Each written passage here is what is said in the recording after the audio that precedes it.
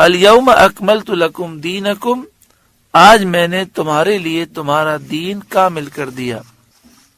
یہ آیت حجۃ الوداع میں عرفہ کے روز جو جمعے کو تھا بعد عصر نازل ہوئی۔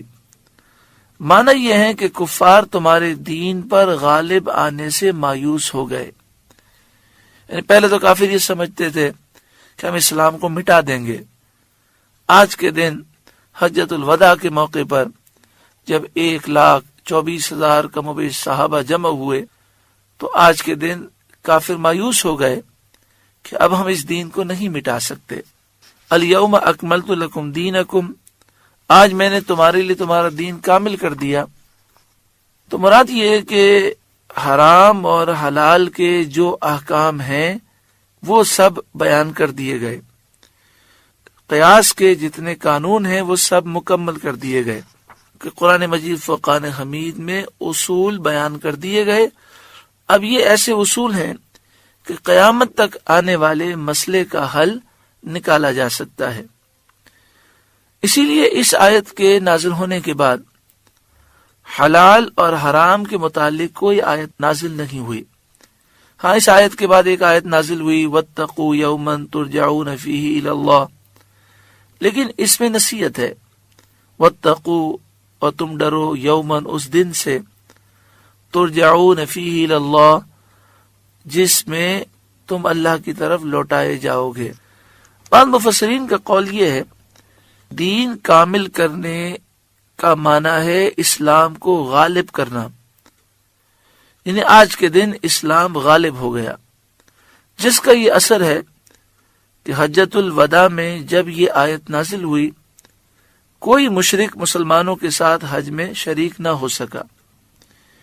ایک قول یہ ہے کہ معنی یہ ہے کہ میں نے تمہیں دشمن سے امن دی، اور ایک قول یہ ہے کہ دین کا اکمال، دین کو مکمل کرنا یہ ہے کہ وہ پچھلی شریعتوں کی طرح منسوخ نہ ہوگا اور قیامت تک باقی رہے گا۔ بخاری و مسلم کی حدیث میں ہے کہ حضرت عمر رضی اللہ تعالیٰ عنہ کے پاس ایک یہودی آیا اور اس نے کہا کہ اے امیر المومنین، آپ کی کتاب میں ایک آیت ہے، اگر وہ ہم یہودیوں پر نازل ہوئی ہوتی تو ہم اس کے نازل ہونے والے دن کو عید کا دن مناتے۔ آپ نے فرمایا کون سی آیت؟ اس نے یہی آیت پڑھی، الیوم اکملت لکم دینکم۔ آپ نے فرمایا میں اس دن کو جانتا ہوں جس میں یہ نازل ہوئی تھی، اور اس کے نزول کے مقام کو بھی پہچانتا ہوں۔ وہ مقام عرفات کا تھا اور دن جمعے کا۔ آپ کی مراد اس سے یہ تھی کہ ہمارے لیے وہ دن عید ہے۔ ترمذی شریف میں ہے کہ حضرت عبداللہ بن عباس رضی اللہ تعالی عنہما سے مروی ہے، آپ سے بھی ایک یہودی نے ایسا ہی کہا۔ آپ نے فرمایا جس روز یہ نازل ہوئی اس دن 2 عیدیں تھیں، جمعہ بھی ہمارے لیے عید کا دن ہے اور یوم عرفہ 9 ذی الحجہ بھی عید کا دن ہے۔ اس سے معلوم ہوا کہ کسی دینی کامیابی کے دن کو خوشی کا دن منانا جائز اور صحابہ سے ثابت ہے۔ اگر یہ ناجائز ہوتا تو حضرت عبداللہ بن عباس اور حضرت عمر رضی اللہ تعالی عنہم اجمعین صاف فرما دیتے کہ جس دن کوئی خوشی کا واقعہ ہو اس کی یادگار قائم کرنا اور اس دن کو عید منانا ہم بدعت جانتے ہیں۔ انہوں نے یہ نہیں کہا، بلکہ کہا کہ اس دن تو ہماری 2 عیدیں تھیں، ایک جمعے کا دن عید کا دن اور ایک عرفہ کا دن 9 ذی الحجہ یہ بھی عید کا دن۔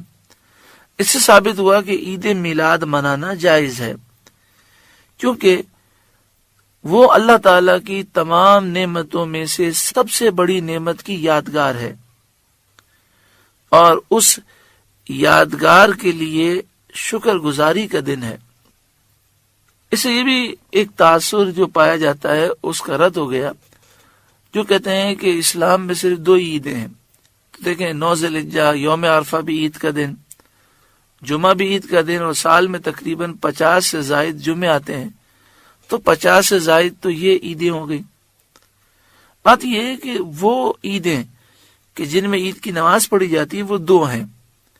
اس کے علاوہ وہ دن جس دن میں بڑی بڑی نعمتیں حاصل ہوئیں اور وہ یادگار دن ہیں، وہ سب عید کے دن ہیں. جمعہ کا دن حضرت آدم علیہ السلام کی ولادت ہوئی، عید میلاد النبی کا دن کہ اس وقت آدم علیہ السلام کی بھی سردار اور ساری مخلوق کے سردار سید انبیاء صلی اللہ علیہ وآلہ وسلم کی ولادت ہوئی.